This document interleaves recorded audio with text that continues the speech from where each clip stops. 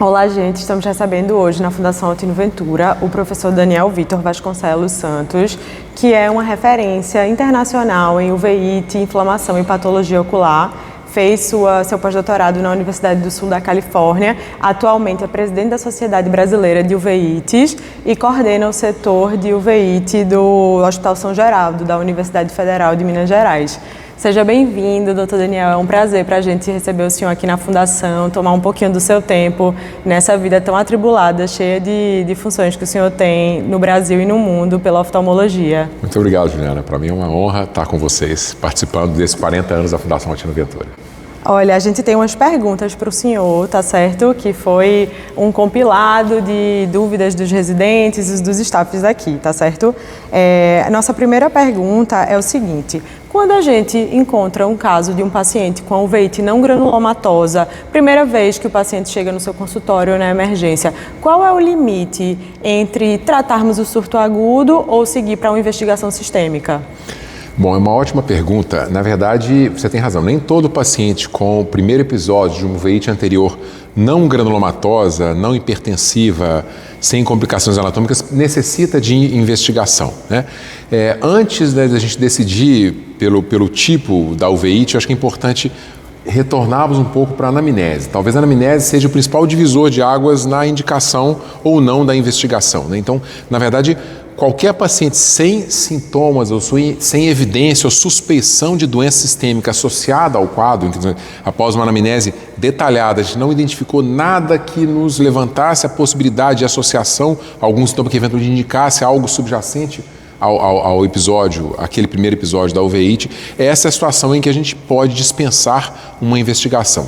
Com algumas exceções, toda criança deve ser investigada, né?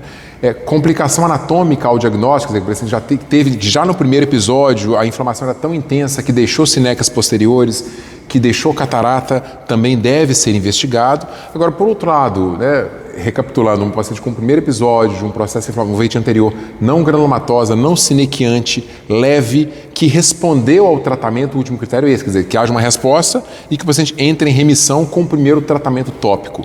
Isso indica a desnecessidade de se investigar etiologicamente esse paciente. Perfeito. E iniciando, no caso, o tratamento para o surto agudo sem investigação, o senhor sugere que a gente reveja a resposta em quanto tempo?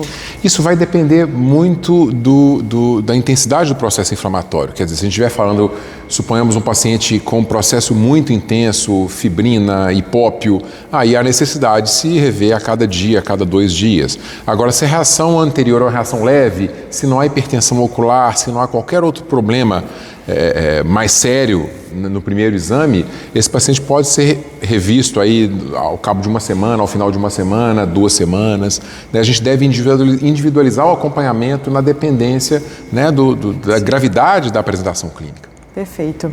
Então, tocando sobre um ponto aí que é importante aqui no Brasil, sífilis e toxoplasmose, né? A gente sabe que tem uma importância enorme nos diagnósticos aqui na nossa população. E assim, na sua experiência, quais as apresentações que mais confundem o oftalmologista e os erros de diagnóstico e tratamento mais frequentes que o senhor encontra? Bom, começando pela toxoplasmose, né, que é o nosso carro forte, acho que o Brasil é o país com maior experiência, né, nessa doença, pela alta prevalência, gravidade da toxo ocular no Brasil. É importante ressaltar que a toxoplasmose causa uma retinocoroidite, uma uveíte posterior. Então, um erro muito comum é, por exemplo, pedir sorologia para toxoplasmose se o paciente tem uma uveíte anterior. Né? Toxoplasmose, em geral, não causa uveíte anterior, né? Causa lesões ativas na retina, né? Que eventualmente vão cicatrizar, deixando, né, uma cicatriz retinocoroidiana hiperpigmentada ou não. Então, para se pensar em toxoplasmose, deve haver uma lesão focal no necrosante, né? Caso contrário, então, a gente não investiga toxoplasmose em uveíte anterior, em uveíte intermediária, tampouco em uveíte sem lesão focal necrosante ativa. Obviamente, vão chegar pacientes para a gente com o olho muito inflamado, o vítreo muito turvo, sem condição de acesso ao segmento posterior do olho, né? Nesse caso, vale a pena pensar em se fazer um ultrassom. E aí sim, né, a toxoplasmose pode ser uma etiologia de um quadro assim um pouco mais grave. Então, acho que talvez a mensagem mais importante é essa. Não, apesar de a toxoplasmose ser a principal etiologia de uveíte no Brasil, né, ela é uma etiologia de uveíte posterior. Então, não pensemos em toxoplasmose em caso de uveíte anterior, em uveíte intermediária ou de pão-uveíte sem lesão focal necrosante. Em relação à sífilis é um pouco diferente porque é mais pleomórfica, né? E aí, a sífilis pode levar, basicamente a qualquer tipo de uveíte, de anterior a pão-uveíte. No entanto, a forma mais comum é a uveíte posterior sifilítica, tá? Diante desse pleomorfismo clínico, né, a sífilis é conhecida como a grande imitadora, qualquer paciente com uveíte merece uma sorologia para sífilis. É uma doença que está reemergindo, é muito frequente, pode não dar sintomas sistêmicos, né, pode passar despercebido. Então, ao contrário da toxoplasmose, tem que ser investigada somente em pacientes com uveíte posterior, a sífilis deve ser investigada em todo paciente com qualquer tipo de uveíte. E digo mais, a gente não pode entrar com corticoterapia sistêmica peri ou intraocular sem afastar a infecção. E a sífilis talvez seja uma das principais infecções a serem afastadas nesse contexto. Perfeito. E aí, diante do quadro de a gente perceber que o paciente veio um resultado positivo para a sífilis, os cuidados que a gente deve fazer, já que o tratamento é um tratamento sistêmico, não é isso? Com certeza, com certeza. Lembrar que a uveíte sifilítica é considerada uma forma de neurosífilis, né? E o tratamento é feito como neurosífilis, né? Com antibióticos parenterais, seja penicilina cristalina, que é a primeira escolha, ou mesmo ceftriaxona por via endovenosas, né? Então é importante até ter atenção a isso. Sempre que a gente faz o diagnóstico de sífilis, aí eu estou dizendo sífilis recente, né? Então aquele paciente que tem o teste treponêmico positivo, tem o teste não treponêmico VDRL em altos títulos ou em títulos significativos, não é uma sífilis tratada que pode persistir com baixos títulos de VDRL, não é uma sífilis antiga que pode ter sido tratada com penicilina benzatina. Eu estou falando daquela sífilis recente que, tem uma relação mais próxima com provavelmente o quadro inflamatório intraocular em tela, né, do nosso paciente. Nesses casos é muito importante investigar a co-infecção pelo HIV. Existe uma pronta associação entre sífilis e HIV, né? Ambas são infecções sexualmente transmissíveis. E finalmente não esquecer de abordar o parceiro ou a parceira do nosso paciente, né? Não é infrequente que a gente interne, trate o paciente, ele volte para casa e se reinfecte no próximo contato sexual. Então, é uma doença que está reemergindo, é importante, né, a gente não deixar de testar e, naturalmente, se o parceiro ou parceira estiverem infectados, oferecer tratamento a ele ou a ela.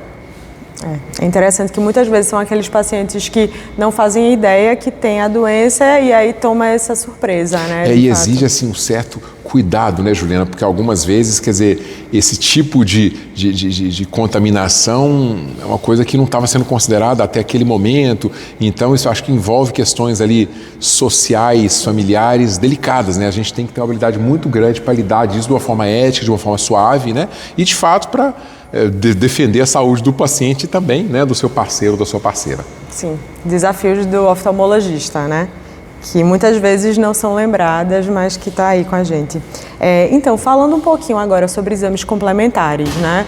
Eu queria saber do senhor como que na sua prática o aumento de exames complementares disponíveis mudou e auxiliou no diagnóstico das uveites e inflamações oculares em geral.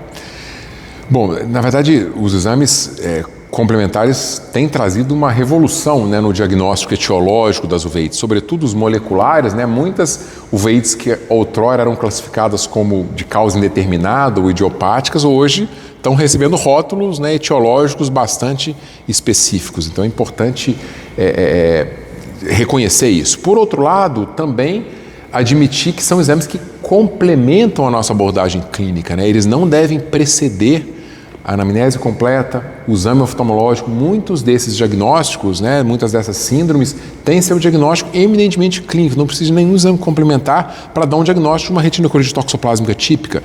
Eu não preciso de nenhum exame complementar para dar um diagnóstico de uma retinite citomegalovírus, por exemplo. Então, há várias condições cujo diagnóstico é somente clínico. Também, por outro lado, a gente não deve delegar, né, a responsabilidade para exames que são complementares, né? E aí, são exames que eram considerados complementares, agora não são mais, são os exames de imagem da retina, né, a chamada avaliação multimodal de imagem. Isso, sem dúvida, mudou e tem mudado nossa prática por essa possibilidade de demonstrar, mesmo em nível microscópico, as alterações retinianas, coroidianas, no nervo óptico, no segmento anterior, que trazem, inclusive, uma objetividade bastante grande para a nossa avaliação, né? Quer dizer, a gente dá um diagnóstico hoje a critérios diagnósticos que incluem critérios de imagem. Então, quer dizer, OCT, angiografia fluoresceínica, mesmo autofluorescência em algumas situações, né? Todas as modalidades de imagem ultra-wide field, são exames que são fundamentais, foram incorporados à prática e para muitas dessas condições são essenciais na abordagem clínica, não são mais complementares, são essenciais, são necessários.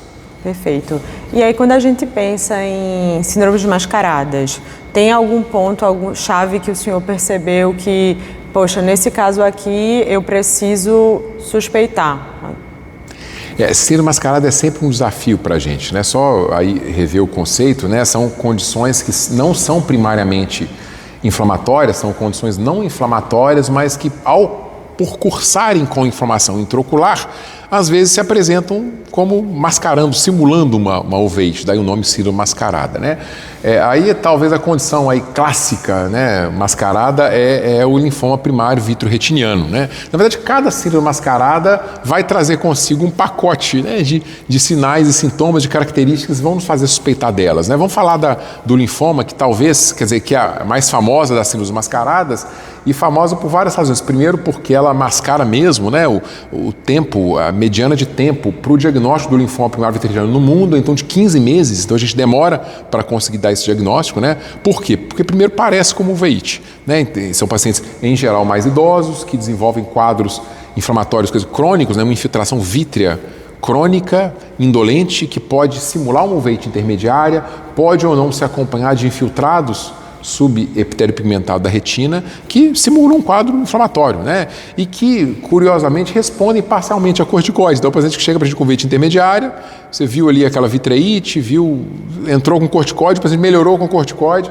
só que não resolveu com corticoide, né? Daqui a pouco o processo inflamatório recrudesce, né? Recorre, o paciente piora. Então, acho que em que situação que a gente pensa em linfoma primário vitreoretiniano, e sobretudo pacientes com mais de 50 anos, com uma infiltração vítrea uni ou bilateral, simétrica ou assimétrica, se bilateral.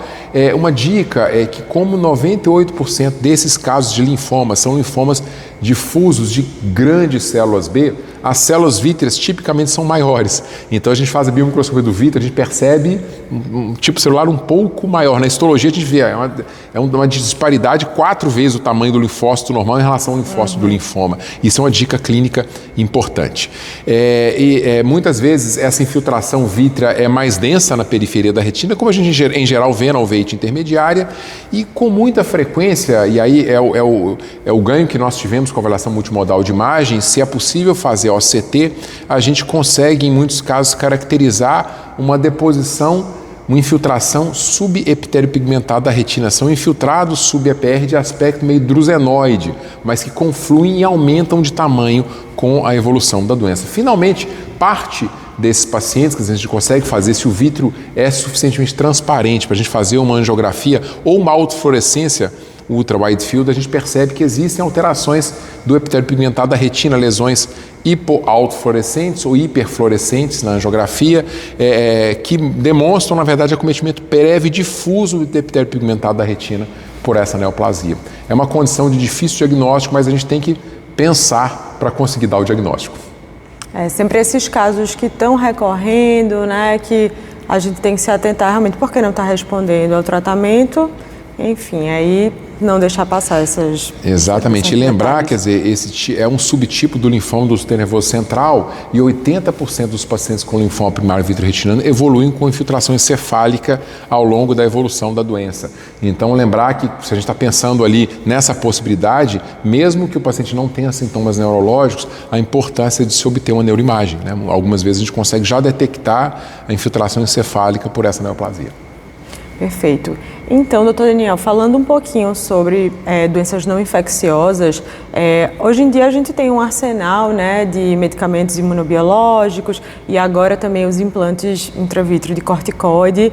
Então, minha pergunta para o senhor é a seguinte: qual é o momento que o senhor pensa em fazer a transição para imunobiológicos ou então para uma injeção de um implante de um corticoide intravítreo? É uma ótima pergunta. Vamos começar então pelos imunobiológicos. Na verdade, para algumas condições, os imunobiológicos já são a terapia primária e não a terapia aí de transição. Então, vamos dar exemplo, né? No caso da uveíte associada à doença de BC, a uveíte mais grave, a gente pode já começar com o imunobiológico. No caso da criança com a uveíte associada à artrite idiopática juvenil, uma forma mais agressiva, já com complicações anatômicas, a gente já pode começar com imunobiológico. Mas na maior parte dos casos você tem razão, a gente começa com antimetabólito e aí se o paciente não está respondendo, né, ou se desenvolve recorrência do processo inflamatório, quando a gente reduz a dose do corticoide, porque em geral até o efeito do antimetabólico, isso vale também para o imunobiológico, deve-se esperar um tempo, né? Isso varia aí então de 12 a 16 até 24 semanas. Então, muitas vezes esses medicamentos demoram um pouco a agir. Então, nesse período, até o início da ação do imunomodulador, há de se usar corticoide, né? Muitas vezes a gente opta por corticoide sistêmico, aí já entrando na questão dos implantes, né, injeções locais de corticoide, eles também são úteis nessa situação. Quer dizer, você vai começar a terapia imunomodulatória, você tem que esperar o efeito para que, né, você tenha uma avaliação clínica aí mais precisa, e aí nessa situação, nesse momento de transição até o efeito do imunobiológico, do antimetabólito, a injeção de corticoide pode ser útil, né? A injeção de corticoide, eu acho que ela não funciona muito bem em doenças crônicas, porque ela vai agir por 3 a 4 meses. Então, assim, um paciente com veite intermediária, eu não trato somente com injeção intravítrea de treosterona, por exemplo. Mas, como eu comentei, é uma terapia bastante útil na transição, na ponte entre a mudança de um imunomodulador para o outro, naqueles pacientes, obviamente, que não toleram, então, em situações mais raras, a gente acaba repetindo essas injeções em pacientes com veites crônicas, quando não estão tolerando, ou desenvolvem alguma infecção oportunista, ou estão grávidas, por exemplo, e aí eu vou ter limitação em relação à imunomodulação. Então, nessas situações, né, de intolerância ou contraindicação à corticoterapia sistêmica, de fato, a terapia local emerge com uma modalidade bastante útil. Que bom, né? Que agrega as possibilidades. E agora eu vou fazer uma perguntinha mais light, né? Eu queria saber do senhor, pela sua experiência e também por conviver em um hospital universitário, qual a dica que o senhor dá para aquele residente que tem interesse na área de uveíte e, assim, tem curiosidade, quer se aprimorar mais na especialidade? É uma área que é bastante desafiadora, né? A gente brinca que o uveíte nos faz humildes, né? Porque de fato são desafios diários, né? Talvez seja a área da oftalmologia que mais nos aproxima, né, da medicina na sua essência. O uveíte exige dedicação, exige compromisso com o paciente, exige tempo, né? A gente tem que ter tempo para investir numa anamnese cuidadosa, em perguntar, rever, revisitar, reavaliar, né? E exige naturalmente um exame bastante minucioso. Então, investir assim, na nossa capacidade de conversar, na empatia com o paciente, no cuidado, né, nessa abordagem clínica e naturalmente no exame oftalmológico detalhado, com cuidado, cuidadoso. Quer dizer, a gente brinca desde a biomicroscopia do segmento anterior até a depressão escleral no mapeamento da retina, né? Então, a pessoa que quer fazer o uveíte bem feita tem que saber conversar e tem que saber examinar. E, na verdade, estudar. Eu acho que é uma área bastante difícil, desafiadora, então exige que a gente esteja o tempo todo, acho que é a oftalmologia em geral, né? É uma ciência fascinante, então a gente tem que estar o tempo todo atualizado, o tempo todo estudando. A cada mês mudam os critérios diagnósticos, surgem doenças novas, né? Acho que a gente está vivendo um momento bastante empolgante da oftalmologia no mundo inteiro e a uveíte também não é diferente.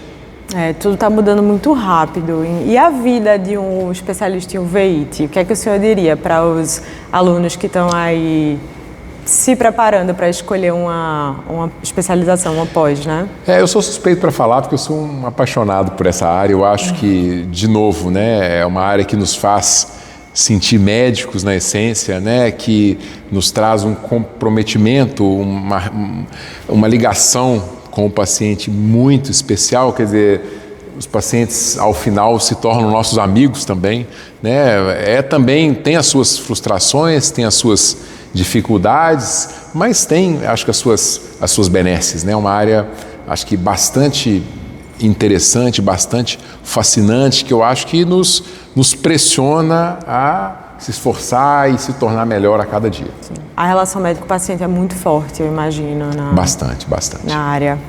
Então, doutor Daniel, recebemos o senhor aqui na Fundação, num ano muito especial, onde a gente está fazendo 40 anos. Né? O senhor foi um dos professores convidados para participar dos nossos simpósios científicos.